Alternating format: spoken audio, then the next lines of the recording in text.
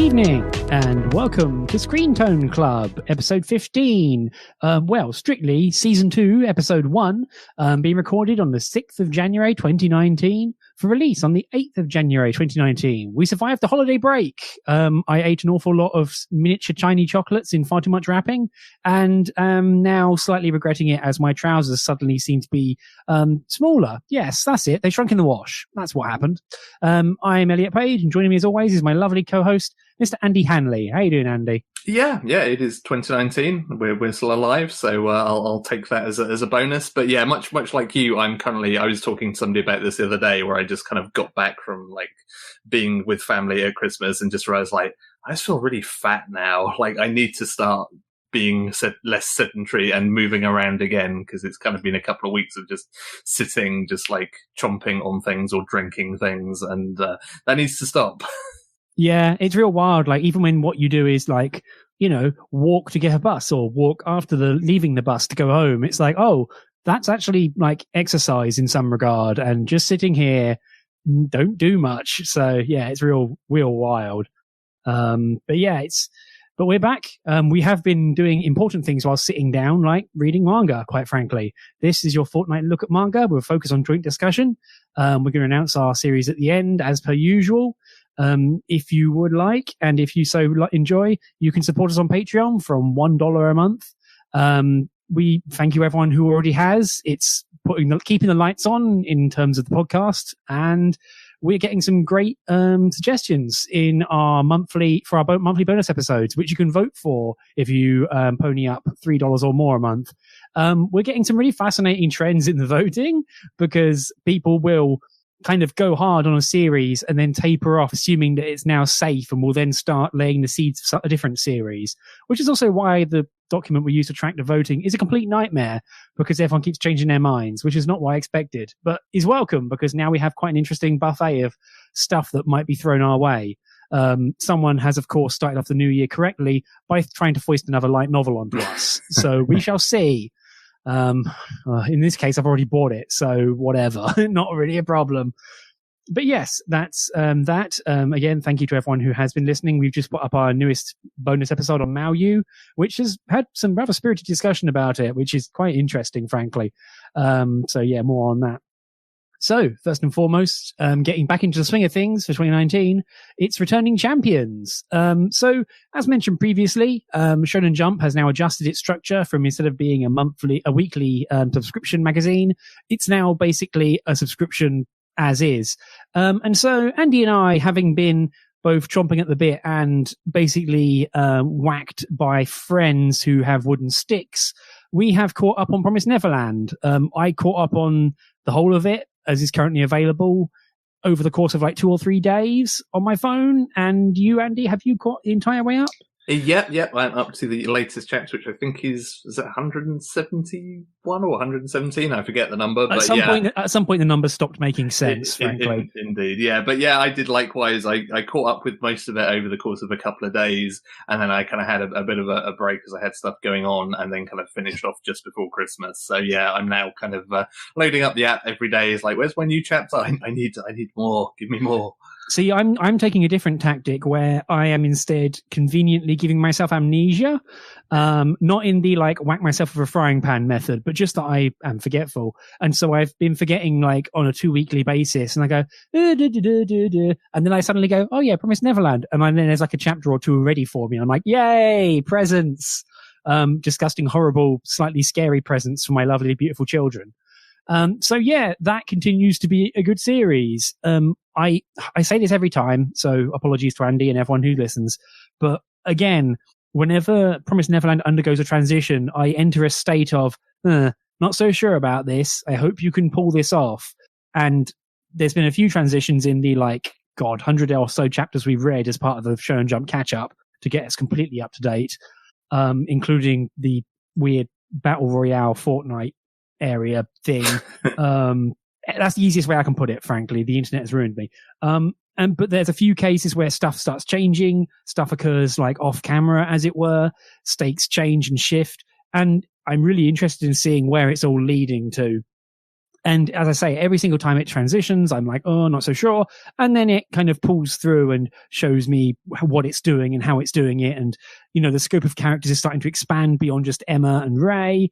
There is a revelation at one point that I think I DM'd you when I saw it, Andy, and kind of lost my shit. I think I did. If I didn't, I should have. But there is a revelation at one point which made me like almost throw my tablet and remember I probably shouldn't because it was expensive.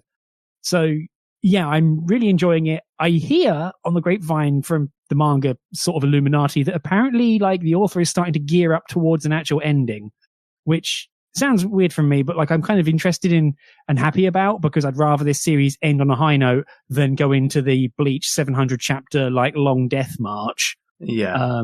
But anyway, sorry to you, Andy. I compliment that. Yeah, I think I'd heard likewise that it was kind of ramping up towards its ending, and I think that makes sense. Like looking at where it is now, like there's very definitely kind of an end goal in sight, and it's maybe sort of like a few steps removed, but you can kind of see the outline of where things should go ideally, and I'm sure there will be some twists and turns and curveballs along the way, but you can kind of see like what's mapped out in front of the characters. So yeah, I'd kind of rather that than trying to kind of drag it out and overly elongate it, because I can't really think of any manga that has ever served in good stead.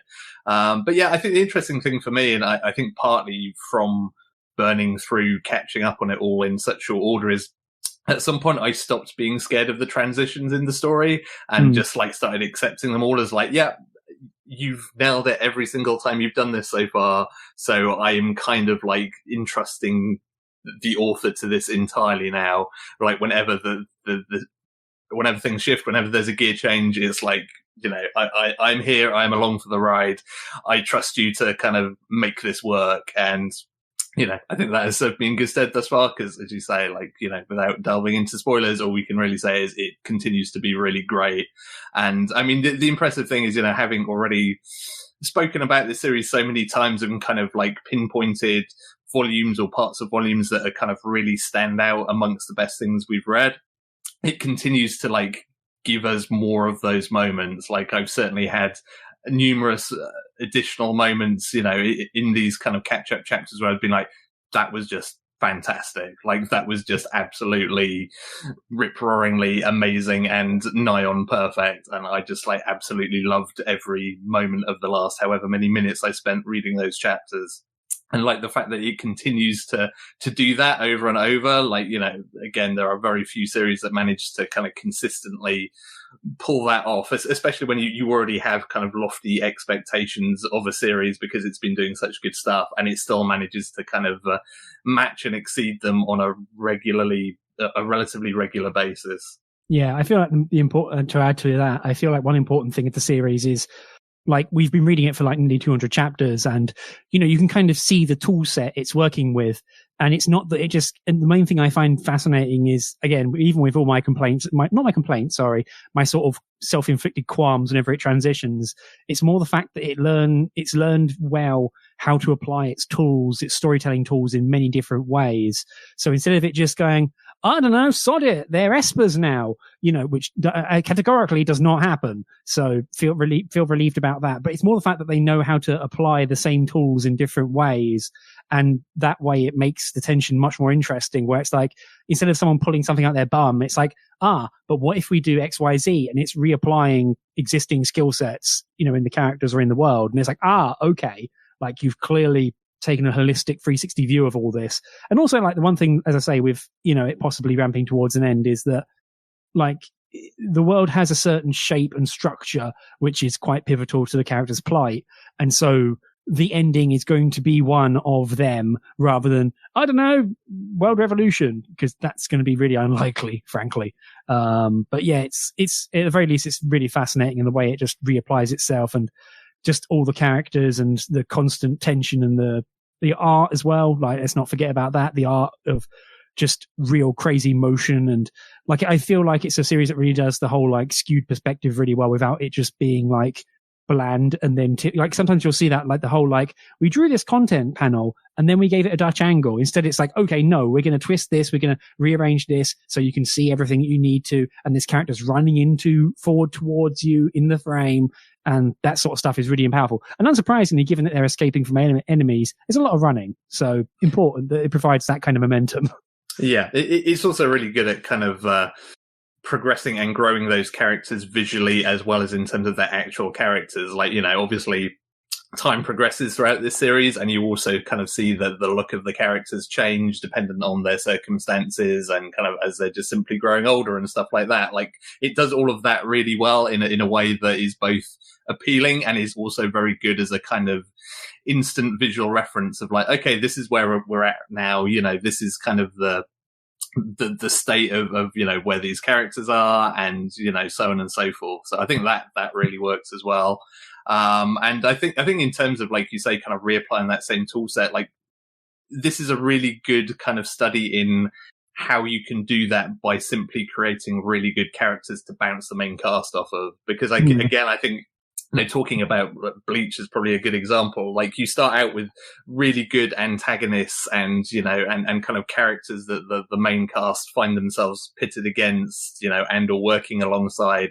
And at some point, Bleach kind of lost the knack of making good characters to work alongside the characters you already knew, and they kind of got more and more dull, to be quite honest. Whereas Promised Neverland, again, every time it shift things up and you end up meeting a new group of characters, like, they are always so strong in terms of kind of, bouncing off of the existing characters, or kind of, working alongside them, or kind of giving them different challenges to pit themselves against. And that's kind of, like, to me is such an important part of that, is because, again, I think there are so many series where I could kind of break the series down like phase by phase and say, like, well, this bit was less good because I didn't like these characters. Whereas Promised Neverland, like, every single time it changes up its cast, like, I find all of the individuals within it fascinating in some shape or form. Like, there's always something to them, some meat and some depth and some, kind of personality traits that are just like, I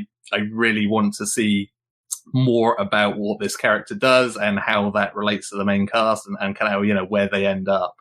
Yeah, I think the important thing, especially around the characters, is they all have, like, a defined, clear origin that defines them and propels them. Like, especially, the human characters who are, they should not exist in the world and space of which that the characters operate. And so they don't just appear and go, hi, I'm another person. I'm like this person, but with a different hairstyle and some different teeth.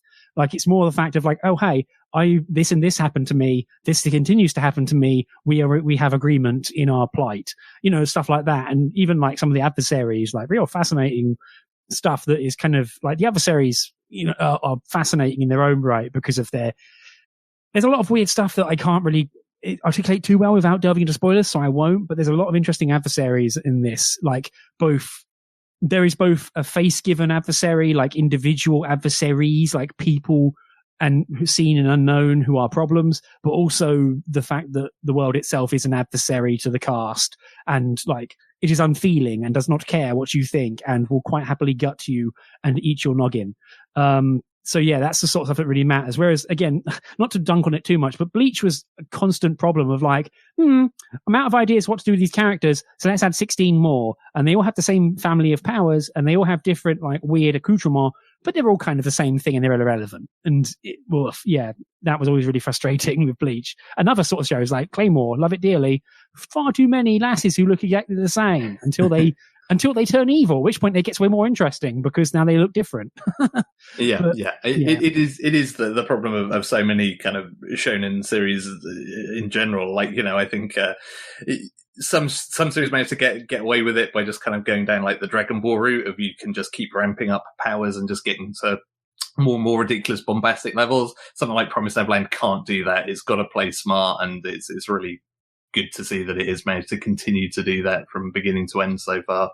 Yeah, but yeah, I'm still very much on board. If you don't have a subscription to Shonen Jump, I would recommend it, given it's like $2 a month, $2 a month, and then you can read the whole thing if you want. It's real wild. It's kind of crazy. Like, I burned through the whole thing and went, damn, this was already well worth it. So I also feel like I've got kind of like a year's worth of subscription out of it in a few days. And, like, there are things I can nitpick about the app, and there are plenty of quality. There are plenty of things I can nitpick about the app because it sucks, but but they are having to structure. I mean, like, not to be mean, I'm not being mean, but it's more the fact that they're taking an existing app and shoehorning a new content structure into it, and it's not quite working as a result.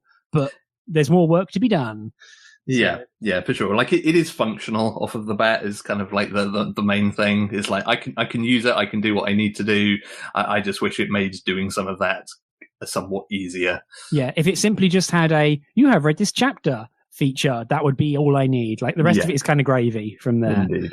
At least it doesn't do what Crunchyroll does and show you old pages. Like it was so refreshing to read a manga in a subscription service that didn't keep doing that. Yes, there is that. Especially with one as tense as Promised Neverland. Holy moly! I'd probably get really angry and punch something. So yeah, that's Promised Neverland. Still good as it turns out. Highly recommended by us at Screentone Club. So, moving on to, other manga, stuff we read for this episode. So first and foremost, if you don't mind, is my pick. Kind of a shot in the dark, but it looked interesting and I bought a volume of it, so hey. That would be Kiss Me at the Stroke of Midnight by Rin Mikimoto, who has done a lot of other shoujo, appears to be quite storied and a bit of a grandee in the shoujo world. It's being published by Kodansha, as have her other works. It's currently ongoing. This is her latest work. It's currently up to 9 volumes in Japan and has 8 published in English. I got it digitally on Bookwalker, unsurprisingly. And it's kind of, it's a very, very, it's a standard shoujo. Like it's a standard shoujo romance series. You have the main character who's introduced very quickly. She is an inhuman, like, hybrid vampire because she gets up at 5 a.m. for some bastard reason. Who the fuck gets up at 5 a.m.? This girl, apparently. She's hella perfect, although still humble. But she is both the class president and on the student council, and her friends look up to her as being very mature, yada, yada, yada. Perfect girl. Lives some hilarious, affluent, upper middle class life. Her parents are never around because they're working at a restaurant they own. Again, affluent. But that also means they're never around. Hooray! Although there's no strife, they're all kind of a happy family, yada yada. And her basic secret, her dark secret, turns out she likes hot boys. Like whoop-de-doo. It's kind of, when they announced that, I was like, oh, okay, fine. Yeah, you're using this as your tension hook? What? So, I was geared up for so many different things. Like my mind was in a kind of his and her circumstances mode of like, yeah, what is your secret? Are you actually really, do you want to be a slob? And it's like, no, I like good looking guys. It's like, never in the history of womankind has this ever been known. Yeah, it's kind of wild as well because she's like, oh, I don't really like stalking or anything. I just like hot boys. And it's like, yeah, fine. And she's clearly nerdy anyway, or has a more sort of nerdy workshop about it because she has like rankings she keeps and she researches all of this. And, she's very like scholastic in how she goes about it and prosecutes this. It's really funny, like where her like standard shoujo female best friend and standard shoujo male friend, Osan and Ajimi, couple, like pair, who are just there, like expositing at her, saying, oh, as you mentioned before, you're not interested in relationships right now. It's like, what the hell is this on page 5? So it's very genre-tastic. It's very strict. The author herself in her page 1, my author's note, is like, hey, I thought I'd take it up a notch and try out the boyfriend is a superstar trope. How's that? And it's like, well, okay, fair enough. It's real wild how easily it lampshades it right from the get-go. And also the first chapter is like 100 pages. It's wild. Anyway, so there's a hot boy who used to be an idol and is now branching out into acting, went solo, used to be part of an idol group. There's some bad blood. And he comes to school to star in a drama, and the girl and her friends and some other friends are drafted in as extras. And through shenanigans, she finds out that he has a butt fetish, which is a thing. She runs into him a few times. They meet at a cinema, and they kind of start like being like, they just kind of accidentally keep coming together.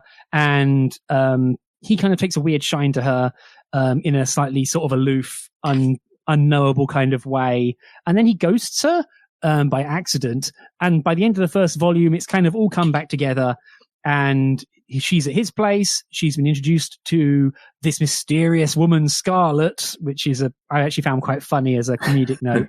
And it ends with just like, oh, okay, I guess we're kind of hanging out. It's not like you know, bam, again, you know, cabed on against the wall, something, sexual violence threat. Thank God. But it kind of goes from there. It's a case where the main sort of male character, the previously mentioned pretty boy actor, is clearly haunted by something that happened in his recent past with his friends. And, you know, he has some bad rep, and he's clearly like, and he has a thing for the butts, but he kind of just revels in it, which I kind of actually found quite amusing and kind of humanizing. He's just like, yeah, it's me. I like this thing deal. So he's kind of an enigma still. He's a bit sort of like aloof / closed off / keeping his lips shut about it, unable to open up sort of thing. So at the end of the first volume, we've kind of ended up with, they're not in a relationship. They're just kind of hanging out. And, you know, the author herself has said, oh, it's kind of like a Cinderella story. So you can kind of, knowing tropes and the setup, you can kind of see where it's going to maybe go from here. It's already had 1 or 2 misunderstandings in quotes. So there's that. But I kind of enjoyed it, honestly. It was kind of a nice little romp. I'm maybe not going to rush to buy the next volume, but I'm certainly on the hook to like take another look at it another time. Sorry, Andy, I went full pelt there. How about you? Did you like it at all? It was fine. Like, it was kind of, you know, looking at it again, like you say, it kind of sets out its stall even in the forward from the author of like, hey, this is what this is about. So I had my expectations of it, and my expectations were neither kind of exceeded nor dashed on the rocks. It was exactly what I thought it was going to be. And like it was fine. It was pleasant enough. Like, Hinata, the main character, is kind of likable enough. She's kind of like, you know, earnest enough and kind of goofy enough at times in just the right ways. You know, she works well as a protagonist. Like I say, it never goes too kind of full bore into some of the more kind of troublesome shoujo tropes, but there are like 1 or 2 places where it just skirts around it. Like, there's a point late on in the volume where like Kaide basically kind of says to like, oh, you belong to me now. And it's like, whoa, you guys have like not, you know, she's literally just come around your house once. That's not how that works. Like, you should probably knock it off, which was a weird moment as well, because it kind of felt out of character for him. Yeah, especially for him, given how much he's tried to keep away from people. And so legitimately, I have like between like page 80 and page 775, I have no notes, because it was just generic romance, you know, sort of accidents, blah, blah, misunderstandings. And then like towards the end of the volume, it's just, you're mine now. Why do you hang out with that other boy who is your friend? And it's like, whoa, where'd that come from? Yeah, it is so weird for a character, because like you say, you know, there's a point where he has like a TV interview that you see where he's just like, yeah, like, I don't really have many friends that I kind of hang out with. You know, he's actually, outside of being the kind of actor pop star, is pretty much kind of keeps himself to himself, and it just feels really out of character that he suddenly kind of goes off on that one for, you know, like a panel or 2. It just feels like a completely different character has been kind of shoehorned in there. But thankfully, that's kind of the only moment there. You know, I mean, his kind of being a little lecherous about butts and panties is, you know, it is what it is, and like you say, at times it actually kind of plays that in a kind of amusing way. That kind of, you know, wins you over a little bit on it. But yeah, I mean, it's kind of vacuous, but okay as a bit of kind of throwaway entertainment was kind of my take on it. I did really like the artwork though. Like, yes. It kind of struck me that, and again, like the afterward to this volume from the author kind of talks about how sort of the gestation of this came from one of her previous works being made into a TV drama. And so she was kind of on set and kind of like, you know, saw how all of that stuff worked and the various dynamics and stuff. And it kind of struck me that the artwork for this looks very much like a TV drama. It's all very clean. It's all very bright. Everybody is incredibly attractive. Yeah. Like, it kind of feels like you're actually reading kind of a page by page of particularly like a Japanese TV drama. Yeah, people are pretty. They're well struck. They're well made up. Part of it also is that whenever it does dip into like manga expressions, quote unquote, you notice it. There's a lot of good sort of deadpan moments with the main character and with Kaede, where it's like they pull a face, and you know, it's kind of like, it's funny in its own way, right? Because they're pulling a funny face, but also sometimes they look like, you know, sort of gag manga protagonist face, and it works really well. It's like, oh, whoop. But as you say, like, you know, the characters, you know, the art, I really like the art. Like, there's a real weird duck pout gag early on, which I really enjoyed. But also, like, people people are well dressed and look attractive and their faces are all perfectly well structured. Like there's no weird sort of like pointy chin / shoujo-ification. People look real. Which, it kind of helps. Also hilarious Nozaki-kun style combinations of screen tone use where I can't help but glom onto it whenever I see it because it just makes me laugh. Thankfully it's not completely covering all the pages, so thank God for that. But no, I really like the art, especially because, characters' faces get a lot of screen time, just reactions and such, and people welling up with tears and all that sort of thing. So yeah, I think that's kind of like, I don't really have a lot else to dig deep in on that one. It's very much a piece of like, if you like shoujo stuff and you kind of want something that's a bit throwaway and kind of doesn't delve into some of the kind of more troublesome ends of like what those kind of stories can entail, like from the first volume, save for those few panels, it seems to be pretty solid. Yeah, one thing I like about it, it is very standard, but also at the same time it's not histrionic. That's what I enjoyed about it. It's both not like taking risks, but also it's not doing stupid stuff for the hell of it, at least yet. Who knows, volume 2 might be nuclear warheads a go. Hope not, but no, it seems like so far I quite enjoyed it because it is just a straightforward earnest romance. So no one's even half cat girl. What the fuck, why even bother? But yeah, it's certainly interesting. It makes me interested to go back and look, because looking back at I looked at some of the author's other works, at least the covers, and it's like, oh, this looks way more manga-ish, as it were, in terms of the art. And as you say, like the author taking some cues from a drama makes it look a lot more human. So yeah, I don't know, I quite liked it. I'd recommend taking a little look at it if you're so interested.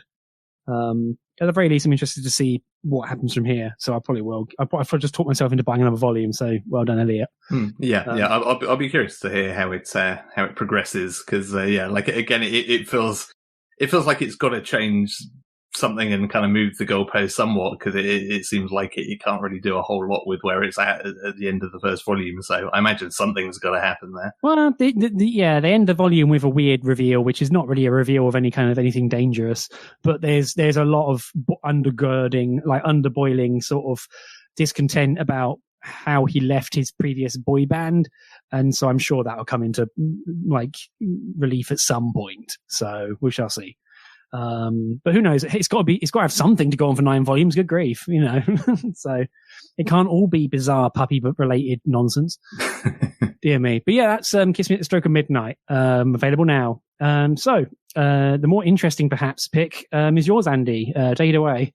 Yeah, it sure was an interesting pick. Yeah. Yes. So yeah, my choice is a single volume series, Caterpillar Girl and Bad Texter Boy, which is a kind of, I was kind of looking around for something to talk about on this show, and it kind of, between its cover art and its title and its basic premise, is like, this is either going to be an absolute disaster or it's going to be something really interesting. So let's roll the dice and see what happens. Yeah, at the very least, the synopsis is very good. So. Yes, it is indeed. And so this story is the tale of a girl called Suzume Kikuo, who, again, much like our last manga, is very much your perfect girl. Like, she's top of her class, etc., etc. Like, she has loads of friends. Everybody looks up to her.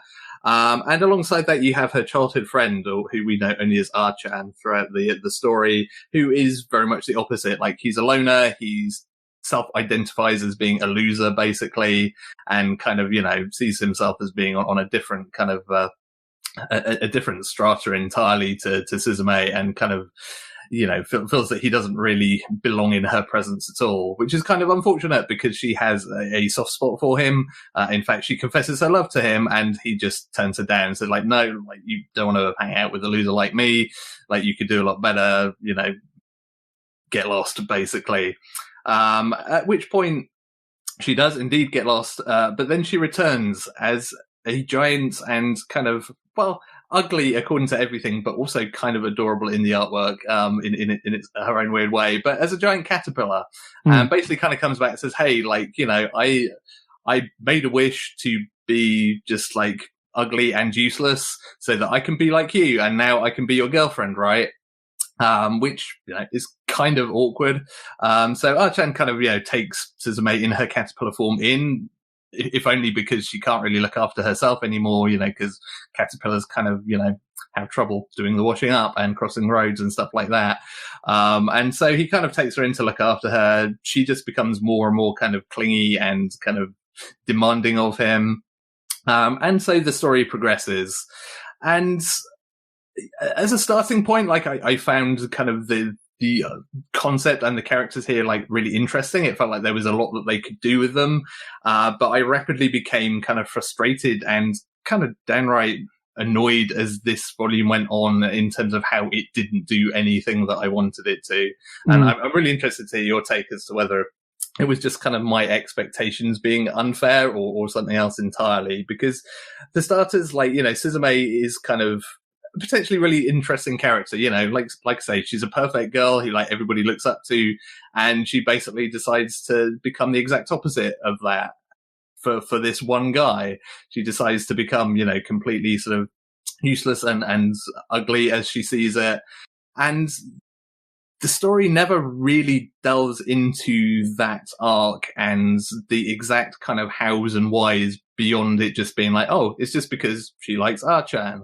And like, it kind of, one of the things I guess that kind of came to mind for me throughout reading this, and again, this is sort of unfair comparison, is kind of stuff like both Flowers of Evil and Inside Mary, like a couple of Shizuo Oshimi works where like you have similar kind of characters who, are outwardly seem to be perfect, but then kind of decides to kind of, drag themselves into some kind of crazy situations as a means of escape to that. And there's a really good arc to those characters in terms of why they've made those choices, why they want to kind of abandon or subvert their lives in that way. And what little you kind of get for Suzume just felt really kind of throwaway in the end, in terms of just being like, there are literally kind of a few panels that kind of explain her thinking at the end of the day, and then the rest of it just seemed to be very self-centered around the main protagonist, around Archan, which could in itself have been interesting, but I feel like there's very little done with his character either. In a weird sort of way, like the main kind of thrust of the story isn't really one of his kind of redemption or him learning all that much about himself. Most of it seems to be just about reinforcing that, like, oh yeah, like you are as useless as you think you are, so I guess that's your life then. Which kind of, I don't know, felt really frustrating to me. I kind of disagree with you on a lot of the premises. Well, not the premises, but not the reaction. I kind of disagree, in short, because I think the series like has a lot more to say, and also investigates that stuff and comes away, at least to me, by the end.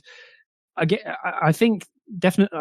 Sorry, let me start again. I'm trying to answer 5 things at once. So first and foremost, I don't think your expectations were incorrect. Or what you wanted to hope in the characters.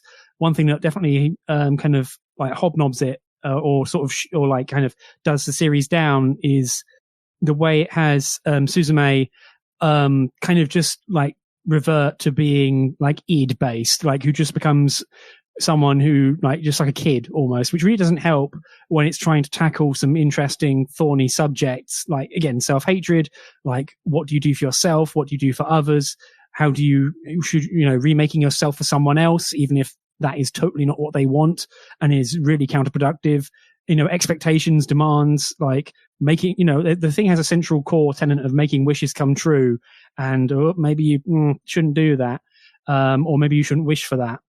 So I think that the series does like kind of shoot itself in the foot quite a bit by having Suzume not really be a very engaged participant in this discussion, but has a third party do it, the one who actually turns Suzume into a caterpillar or whatever the hell it is she is. So it kind of hurts in that regard. Like you get a few flashes, but when it comes to crunch time, Suzume is not really a discussing partner in the emotional aspect. Like I'm kind of talking around it very weirdly because I don't want to just blur out the plot points because it is only a 1-volume series. But I feel like that's one problem with the series. And Archan does have a name, but it's only mentioned by others. Like he really doesn't really pay attention to himself. He's a very externalized person that he doesn't really see other people. He has his own stuff going on, and that's explored in a really weird sort of kind of blindsidey kind of way that feels like the author kind of trying to force the development because it just kind of makes a third party kick the whole thing in the shin and kind of goes off from there. But the main thing is that I kind of enjoyed it in the end, mostly because none of my wishes or what I wanted to see happen came true. And it ends in a really it's kind of a dark place, but in a very, not in a very subverted place, but just in a place where like, oh, bad things happened and they cannot be undone. There is a lesson here to learn. Our characters will learn from that. And thank goodness they did, because only even worse things awaited them if they hadn't. But damage has been done. And the last two chapters in particular are a real downer if you're not careful about it, because it's really quite harsh in how it basically says, nope, there's no going back. This cannot be resolved. Something has been lost here and people will be unhappy. But there is like a message or an undercurrent of, you know, don't hate yourself, or, you know, and don't be brought to hating yourself, and do not hate yourself. And also don't externalize that onto others. You know, it's almost Shay's favorite, some of the lessons of Evangelion almost. But that's what I came away thinking about. I still came away feeling very sort of, you know, chewing my own cheek, going, I enjoyed the way it kind of rampaged, it kind of rummaged around in those areas, but at the same time, it didn't leave me very happy. So it's kind of a weird recommendation, but I did like it. I feel it went deeper than I was expecting, because it's it gets to a depth and then explores from there and never really carries on down through and pierces through the other end, which is probably what's a bit unsatisfying about it. Does that make sense, Sandy? Yeah, I think so. I mean, certainly, yeah, like, personally, I'm always a fan of like a dark, quote unquote, ending, like, you know, whether it's your end of Evangelion or your Devilman Crybaby or whatever. Like, I'm all for that kind of ending, but a series has to earn it. And I felt like this kind of didn't earn it for me. But yeah, it very much dependent on kind of like what you got out of the preceding, you know, 150 or so pages from it. But yeah, I don't know. It's just, I think you're kind of right in terms of, you know, what it tackles and kind of, you know, what it tries to say. And I think, to be honest, it succeeds with that most in terms of like basically the character that is the wish granter, whose name I didn't note down stupidly, because like that character is the one that I kind of Ogre. Yeah, that's the one. Like I glommed onto that character as having kind of a good story arc where you kind of at some point you get her backstory of how she came to be in the situation that she was, and you kind of, she actually has kind of, she's the one that sort of has the real growth and realization of kind of what she's done and what that means. And, you know, like you say, that, you know, people, just because somebody wishes for something doesn't mean that is a wish that should be granted necessarily. Like what people want isn't always what they should have. And so on and so forth. So I really liked that character. Like that was everything around her from the get-go pretty much, and kind of, you know, from her initial attitude onwards was kind of like the standout moments to me. But yeah, I just felt like I never really got anything out of kind of Suzume or Archan's kind of their relationship or their kind of progression as individuals. Like it felt like for all the things that the story was trying to talk about, that it never really actually managed to say anything particularly substantial about them. If anything, it only seemed to kind of reinforce the problems that those characters have. And then kind of, to me, it just felt like it was shrugging them off as like, well, that's just the way you are. So, you know, just deal with it. Yeah, I kind of disagree, because I feel like by the end, like even though damage has been done and characters are in a suboptimal place, they have learned to get over, like before the epilogue's kind of a nothing, which is irritating, because I hate it when you have an epilogue that doesn't actually provide closure. It just reopened it, and it's like, oh, great, thanks for the wound. But I feel like the end of it, like there is like a hug at the end where you're like, okay, like things are kind of on the other foot, they aren't resolved, and this still sucks, but at least, you know, they have both learned something, have come together, even if, again, it's a real kick in the pants. So I'm not quite sure I agree on that bit. But as you say, Ogre is a really interesting character, the third party I kept mentioning. But equally, I think like her weird red lines about things don't kind of square with her development and her character. Like it kind of butts up against one or the other. Like it's either her development is being short-circuited by her own pig-headedness, or her pig-headedness and history and learned experience is being subverted by her own development. So it's this weird thing, this weird tug of war where she has some amazing moments and some of the best moments in that series, but even her resolution feels really sort of, I'm out of ideas, I guess we'll resolve this. And it's like, well, that isn't great. There's a lot of very good ideas that, as you say, don't get fully realized, which is a shame, because even though it's one volume, it feels like it has space to explore that. And I don't know, I feel like the stuff with Archan and his family life and his mother and the historical relationship between Archan and Susume, like it all kind of made sense to me by the end of how everyone got into that mess. I think a large part of the series is rather than, oh, you're a caterpillar, let's look at how to resolve this, which is the initial driver, then immediately gets subordinated to, how did this happen? Or, why did this happen? And the particulars thereof. So I feel like the series kind of cut short its own motivation and traction, because it then falls into a path which I found interesting myself. And that's kind of why I took it and was a bit more perhaps positive on it, where I enjoyed the exploration of how they got into this mess. But then it's gotten into such a state as a result that there's no way really to resolve things going forward to provide a happy ending. Yeah. Or a more satisfying ending, to be more exact. Does that tally? Yeah. I think that's totally fair. Yeah, and I think that is kind of why our feelings diverge on it, because I think you enjoyed that stuff, whereas I felt like it was kind of without having any kind of resolution, and not necessarily a happy ending, but to have some kind of like more progressional ending, like just felt like it fell flat to me, because it felt like it kind of went nowhere in the end, because it's like if you learn all of your lessons too late, then it's kind of, I guess I took the glass half empty take on that, of like, well, if you learn your lessons too late, then there's no good has come from this, where I think you've come at it from the more glass half full angle of like, well, hey, it could have got a heck of a lot worse, which is fair and accurate.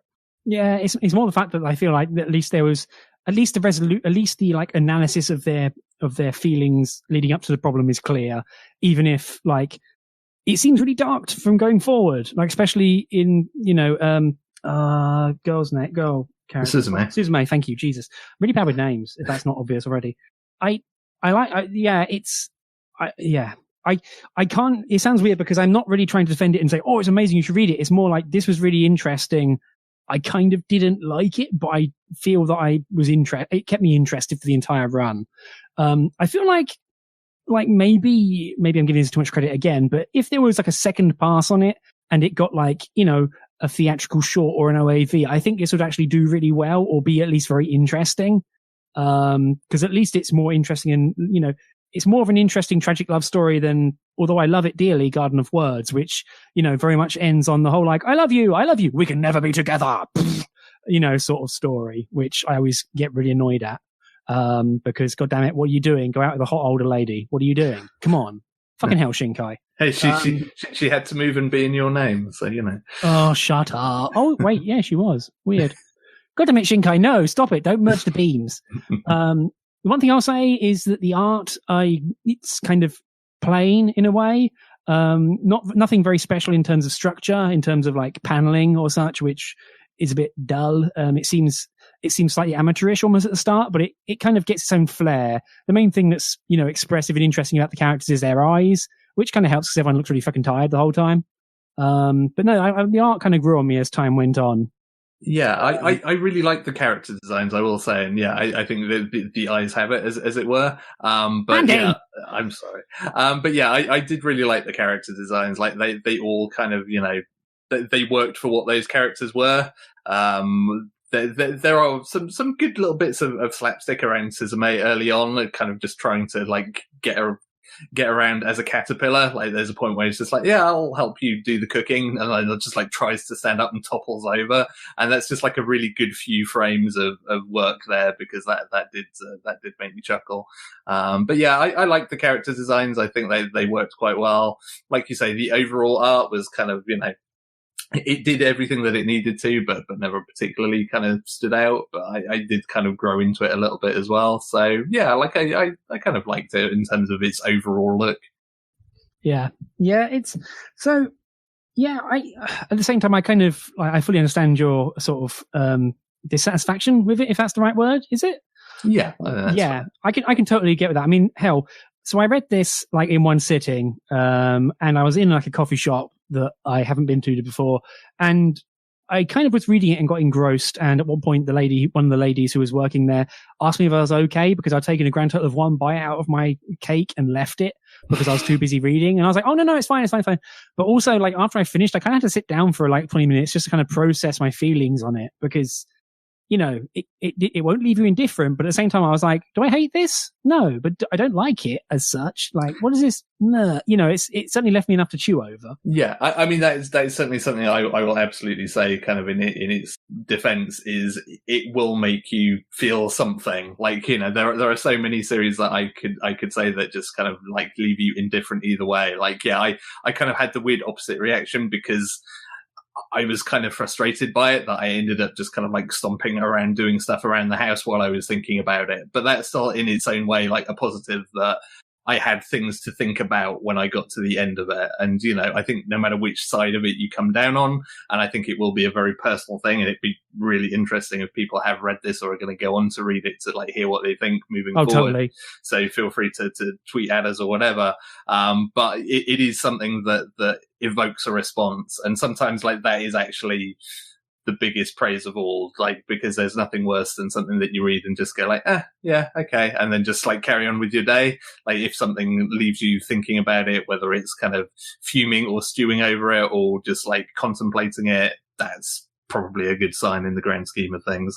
Yeah, totally. I can agree with that. I didn't quite stomp around, but I had to like, you know, lug a bunch of stuff home. So that was get me interested, at least while I was pack muling stuff. But yeah, I'd love to hear what people think about this if they've read it, how they feel it all goes. But I was about to say, so I have a metaphor because you know what I'm like for these terrible things, but I just kind of crystallized my feelings on it. Is like the series. Okay, you know what milk chocolate Brazil is, right? Mm-hmm. Okay, so imagine one of those. This series this manga is a milk chocolate Brazil, except the Brazil in the middle is actually not a Brazil. It's just a hard walnut, and you can't break it with your teeth. And so you get all the delicious chocolate off, and it doesn't take you very long. And then you're just like gumming a big old honking walnut, and you can't crack the damn thing. And so you're basically done. So that's the basic problem of it. Yeah, that sounds about right. Yeah, you can't break the shell, you can't get into it. You're not quite sure if it's going to be any good when you do that. But anyway, sorry, extended metaphor over. I better stop now before I try and merge it with another metaphor, which is somewhere sat alongside. But you get that's my feeling on it. Yeah. I think that is fair as well. It's just like there are kind of, you know, positives and negatives to it, and it really comes down to which bits you enjoy devouring and which bits you don't. I think is you know, it's actually nice because it's pretty rare for us to have sort of divergent takes on something. So I'm kind of glad I managed to find something that we both have a different opinion of. Yeah, I mean, as I say, like the one thing I found perhaps more interesting was the thing with Archan's mother, and man, that's a friggin' blighted subplot if there ever was one. So one slight thing I want to mention that maybe this is me being mean, but it basically takes the whole crossed out faces thing from A Silent Voice. And I have, of course, no evidence whether the author just lifted it out of A Silent Voice. But when it turns up at kind of the exact same moment and is resolved in about 20 pages later in kind of the exact same way, but then is unresolved because it turns out that wasn't actually fixed, I was like, hey, wait, what? What do you know? Don't just steal this. Or even if you're not, like this feels misapplied. And you're kind of spending a lot of page time like doing something that's kind of by the by. So yeah. I mean, I definitely, I kind of straight away, I had the same thought of like, oh, you're doing the silent voice thing. Like, I mean, I like that in the silent voice, so I guess that's cool. And there's like, but point doing it as well. But equally, the reason why it's good in silent voice is because it's done really well. And like, I don't know, I read the one shot manga and I watched the movie, very good movie. That when that pops up, you're like, oh shit, and then when it resolves, you know, it's like removing a very, very hot and stuffy jumper. It's just it's relief. Whereas in this series, it's like, oh, you're doing that, I guess. Okay, you're done. Yeah, well, especially when it's based around a character who is already, like you say, very internalized and very much kind of in his own head. It's like, surely this has been the case more or less from kind of day one anyway. It's really weird that kind of kicks in at some point kind of late in the series. It's like, it feels like that should almost be a starting point for it, not something that suddenly kind of crops up later on. Yeah, it's a weird combo. But yeah, so either way, Caterpillar Girl and Bad Texter Boy. Also, one thing, there's not a single text message in this series. Like, yeah, I was also like when you re-mentioned the title, just I sort of realized, yeah, the one glaring thing that I hadn't mentioned is like, yeah, I don't think he sends. Well, I guess that's why he's a bad texter boy, because he doesn't text anyone. Maybe that's the whole thing. I don't know. I guess just texting is now hot. I mean, hell, look at Makoto Shinkai, blah blah blah. So yeah, given that 99% of all plot development is done through text message in those movies, I'm just being mean now. God. But yeah, that's Caterpillar Girl and Bad Texter Boy. Again, if you've read this, feel free to get in touch with us on Twitter at Screentone Club, or through email to show@screentone.club, because I would legit be really interested in seeing what people think about this, and we'll read out your messages on the show. So, what are we talking about next time? Will we fight again, me and Andy? First and foremost, I have picked, I'm going to mispronounce this, is Kichijoji the Only Place to Live, which has a really hilarious picture of the main two characters in a swan boat on the cover. So that's kind of why I picked it. And then someone said, oh, it's about the horrors of buying a place. And I'm like, yeah, right there with you. And how about you, Andy? Yeah, well, for starters, I'll say I'm really glad you made that pick, because that's kind of been like floating around I should pick this sometime because it looks kind of interesting. So I'm looking forward to reading that. My pick is Aka Volume 1, which is a series, when I was writing my top 10 anime of 2017, which is 2 years ago now, a lot of people got on my back because I didn't mention Aka because it was great. And the reason I never mentioned it was because I watched an episode of it and thought, this seems really, really interesting, but I feel like I'd probably enjoy it more in its original manga form. And then I never kind of like followed through on that thought to actually read the manga. And having forgotten about it multiple times between then and now, I suddenly realized this is my chance. Like 2019 is the year where I will start reading Aka and see if it is as good as people say. Yeah, I remember when I was starting to get off the anime wagon, I was like, I should watch Aka. And then, nope, of course I didn't. Although saying that, this is also the words of a person who has, despite quote unquote being off anime, has started watching Legend of Galactic Heroes at last, and I'm now on episode 25. How the fuck did that happen? Yeah, that short anime, Legend of the Galactic Heroes. It feels short because it goes, man. Like if you're doing what I'm doing and playing with, like, you know, assembling models and filing down the edges, you can take up all the hours of the day watching Legend of Galactic Heroes. Yeah, it moves, and never in a happy way. But anyway, so thank you very much for listening. This has been your first show of 2019. As mentioned, next episode in 2 weeks. If you are a Patreon if you are a Patreon member, remember to get your vote in for our bonus episode this month. And I think I put a message in the message you received with the closing date. You can find the website and the other podcasts at Screentone.club. If you do like the podcast, feel free to tell a friend. That stuff really, really helps with discoverability, blah, blah, blah. My name is Elliot Page, and you can find me at Elliot Page on Twitter. More cat pictures. They're being right gits, so lots of cat pictures of cats misbehaving. And how about you, Andy?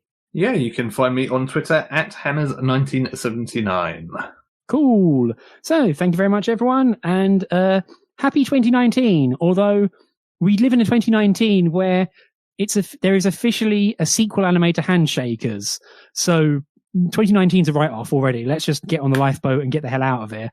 Yeah. I mean, I guess start as you mean to go on, as they say. Goddamn. Go hands. What the hell? Anyway, good night, everyone. Bye, everyone. Bye.